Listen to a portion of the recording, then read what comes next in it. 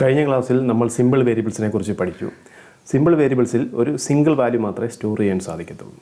അതായത് ഒരു ഡിജിറ്റോ, ഒരു സ്ട്രിങ്ങോ, അതുമല്ലെങ്കിൽ ഒരു ബൂളിയനോ, അങ്ങനെ ഒരു സിംഗിൾ വാല്യൂവേ സ്റ്റോർ ചെയ്യാൻ സാധിക്കത്തുള്ളൂ. ചില കേസിൽ നമുക്ക് ഒന്നിൽ കൂടുതൽ വാല്യൂസ് ഒരേ വേരിയബിൾ തന്നെ സ്റ്റോർ ചെയ്യേണ്ടി വരും.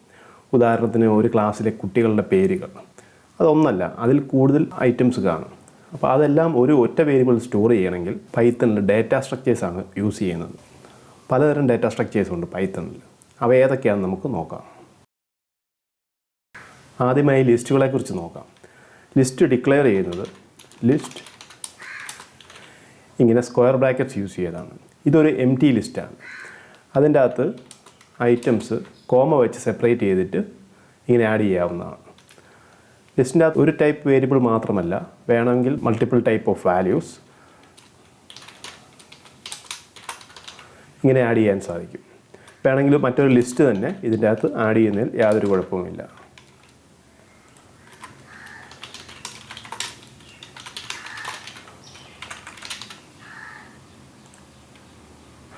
ഈ ലിസ്റ്റിൽ എത്ര ഐറ്റം ഉണ്ട് എന്നറിയാൻ വേണ്ടി ഉപയോഗിക്കുന്നൊരു ഫംഗ്ഷനാണ് len, ലെങ്ത് ഫംഗ്ഷനാണിത്.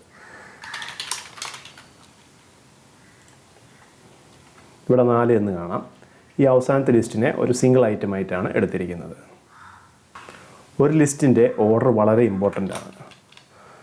നമുക്ക് രണ്ട് ലിസ്റ്റ് തമ്മിൽ കമ്പയർ ചെയ്ത് നോക്കാം. ഉദാഹരണത്തിന് 1, 2,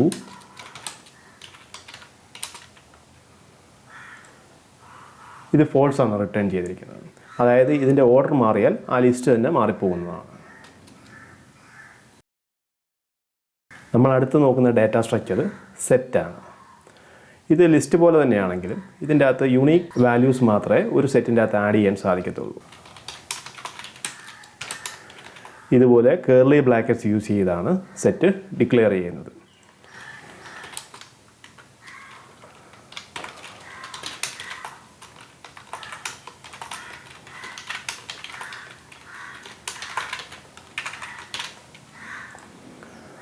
ഇപ്പോൾ ഇതിൻ്റെ ടൈപ്പ് പ്രിൻ്റ് ചെയ്ത് കഴിഞ്ഞാൽ കാണാം, ഇവിടെ ക്ലാസ് ഓഫ് സെറ്റ് എന്നാണ് കാണിച്ചിരിക്കുന്നത്. സെറ്റിലും നമുക്ക് len ഫംഗ്ഷൻ യൂസ് ചെയ്യാം. അതിൻ്റെ ലെങ്ത് കണ്ടുപിടിക്കുവാൻ വേണ്ടി 2 എന്ന് കാണിക്കുന്നു. സെറ്റിൽ പറഞ്ഞല്ലോ, യുണീക്ക് ആയിട്ടുള്ള എലമെൻറ്റ്സ് മാത്രമേ ആഡ് ചെയ്യാൻ സാധിക്കത്തുള്ളൂ. നമ്മളിപ്പോൾ ഇവിടെയാണെങ്കിൽ ഒരു 2 1 കൂടെ എക്സ്ട്രാ ആഡ് ചെയ്തെങ്കിൽ ലെങ്ത് 2 തന്നെയായിരിക്കും.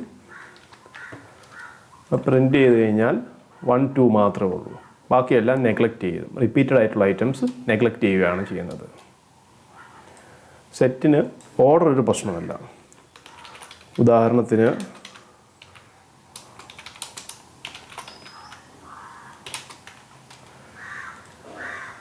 1, 2 എന്നതും 2, 1 എന്നതും സെയിം ആയിട്ടാണ് പൈത്തൺ കാണുന്നത്. അതിൻ്റെ അകത്ത് ഒരു 1 കൂടെ ആഡ് ചെയ്ത് കഴിഞ്ഞാലും അത് സെയിം ആയിരിക്കും. കാരണം റിപ്പീറ്റഡ് എലമെൻറ്റ്സ് സിംഗിൾ എലമെൻ്റ് ആയിട്ടായിരിക്കും സെറ്റിൻ്റെ അകത്ത് എടുക്കുന്നത്. ട്യൂപ്പിൾസ് ആണ് അടുത്ത type data structure. Tuple declare ചെയ്യുന്നത് പാരാന്തസിസ് യൂസ് ചെയ്തിട്ടാണ്. ഇത് ലിസ്റ്റുമായിട്ട് വളരെ സിമിലറാണ്. പക്ഷേ ആ കൂടി ഒരു വ്യത്യാസം എന്ന് പറഞ്ഞാൽ, ഒരിക്കൽ ഒരു ട്യൂപ്പിളർ ക്രിയേറ്റ് ചെയ്യപ്പെട്ടാൽ പിന്നീട് അതിൻ്റെ അകത്തേക്ക് മറ്റൊരു ഐറ്റം നമുക്ക് അപ്പൻഡ് ചെയ്യാനോ ആഡ് ചെയ്യാനോ റിമൂവ് ചെയ്യാനോ സാധിക്കത്തില്ല. ഉദാഹരണത്തിന് അപ്പൻഡ് 3 എന്നടിച്ചാൽ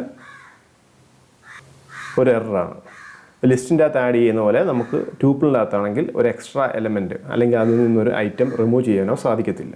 അപ്പോൾ ചോദിക്കാം, എന്തുകൊണ്ടാണ് ട്യൂപ്പിൾസ് ലിസ്റ്റിന് പകരം യൂസ് ചെയ്യുന്നതെന്ന്. ട്യൂപ്പിൾസ് മെമ്മറി വളരെ എഫിഷ്യൻ്റാണ്. അതായത് ഒരിക്കൽ ട്യൂപ്പിൾ ഡിഫൈൻ ചെയ്ത് കഴിഞ്ഞാൽ അതിനൊരു മാറ്റവും വരത്തില്ലല്ലോ. ലിസ്റ്റ് അങ്ങനെയല്ല, ഒരിക്കൽ ക്രിയേറ്റ് ചെയ്താൽ പിന്നീട് ഐറ്റംസ് ആഡ് ചെയ്യാൻ സാധ്യതയുണ്ട്. അതുകൊണ്ട് തന്നെ പൈത്തൺ കുറച്ച് എക്സ്ട്രാ മെമ്മറി ഒരു ലിസ്റ്റിന് വേണ്ടി അലോക്കേറ്റ് ചെയ്ത് വെക്കുന്നുണ്ട്, പ്രീ അലോക്കേറ്റ് ചെയ്ത് വെക്കുന്നുണ്ട്. പക്ഷേ ട്യൂപ്പിൾസിൻ്റെ കേസിൽ അങ്ങനെ വരാത്തതുകൊണ്ട് ഈ എക്സ്ട്രാ എമൗണ്ട് അവിടെ വരുന്നില്ല. എക്സാക്ട്ലി എത്ര എമൗണ്ടാണ് ഡാറ്റ വേണ്ടത് അത്ര മാത്രമേ അലോക്കേറ്റ് ചെയ്യുന്നുള്ളൂ. XY കോർഡിനേറ്റ്സും മറ്റും സേവ് ചെയ്യാനാണ് കൂടുതലും ട്യൂപ്പിൾസ് യൂസ് ചെയ്യുന്നത്. ചില പ്രോഗ്രാംസിൽ ആയിരക്കണക്കിന് അല്ല ലക്ഷക്കണക്കിന് XY കോർഡിനേറ്റ്സ് വരും. ട്യൂപ്പിൾസിലാണെങ്കിൽ മെമ്മറി വളരെ എഫിഷ്യൻ്റായിട്ട് ഹാൻഡിൽ ചെയ്യപ്പെടും. അടുത്തതായിട്ട് നമുക്ക് ഡിക്ഷണറി നോക്കാം. ഡിക്ഷണറി ബാക്കി 3 തരം ഡാറ്റ സ്ട്രക്ചറിൽ നിന്നും വളരെ ഡിഫറെൻ്റ് ആണ്. പക്ഷേ ഇത് വളരെയധികം ഉപയോഗമുള്ളൊരു ഡാറ്റ സ്ട്രക്ചറാണ്. റിയൽ ലൈഫ് ഡിക്ഷണറിയുടെ കാര്യം നമുക്ക് നോക്കാം. ഒരു ഡിക്ഷണറിയിൽ ഒരു വാക്ക് നമ്മൾ സെർച്ച് ചെയ്യുമ്പോൾ ഒരു വാക്ക് കൊടുത്താൽ അതിന് പകരം അതിൻ്റെ ഒരു ഡെഫിനിഷനാണ് നമുക്ക് തിരിച്ച് കിട്ടുന്നത്. ഇതുപോലെ തന്നെ വളരെ സിമിലറാണ് പൈത്തൻ്റെ കേസിലും. ഡിക്ഷണറി ഡിക്ലെയർ ചെയ്യുന്നത് കേർലി ബ്രാക്കറ്റ്സ് ഉപയോഗിച്ചാണ്. നമുക്കൊരു ഡിക്ഷണറി ഉണ്ടാക്കാം.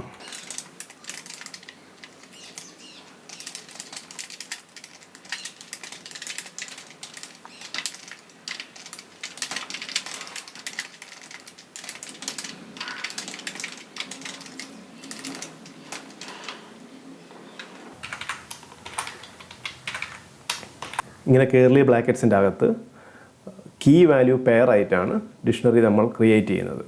ഇത് ബനാനയുടെ കറസ്പോണ്ടിങ് ആയിട്ട് ആൻ യെല്ലോ ഫ്രൂട്ട് എന്നാണ്. ഒന്ന് പ്രിൻ്റ് ചെയ്ത് നോക്കാം.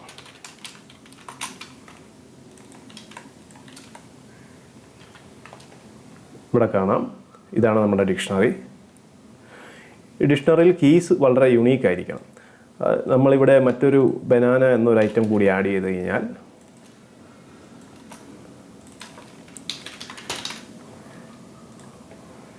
ഈ രണ്ടാമത്തെ ബനാന മാത്രമാണ് എടുത്തിരിക്കുന്നത്. ഇത് റീപ്ലേസ് ചെയ്തിട്ട് ഇതാണ് പ്രിൻ്റ് ചെയ്തിരിക്കുന്നത്. അത് കീസ് വളരെ യുണീക്ക് ആയിരിക്കണം. ഡിക്ഷണറിയുടെ കേസിൽ ഓർഡർ ഒരു പ്രശ്നമല്ല. അത് നമ്മൾ സെറ്റിൽ കണ്ടിരുന്നല്ലോ. ഓർഡർ മാറിയാലും സെറ്റ് സെയിം ആയിരിക്കും. അതുപോലെ തന്നെയാണ് ഇതിപ്പോൾ. ഇനി ഈ ഡിക്ഷണറിയിൽ ഒരു ഐറ്റം നമുക്ക് റിട്രീവ് ചെയ്യണമെങ്കിൽ ഇങ്ങനെ സ്ക്വയർ ബ്രാക്കറ്റ്സിൻ്റെ അകത്ത് ആ ഐറ്റം വാല്യൂ അടിച്ചു കഴിഞ്ഞാൽ, ആ കീ അടിച്ചു കഴിഞ്ഞാൽ അതിൻ്റെ വാല്യൂ ഇവിടെ റിട്ടേൺ ചെയ്യുന്നതാണ്. ഇങ്ങനെയാണ് ഡിക്ഷണറിയിൽ ഒരു ഐറ്റം ആക്സസ് ചെയ്യുന്നത്.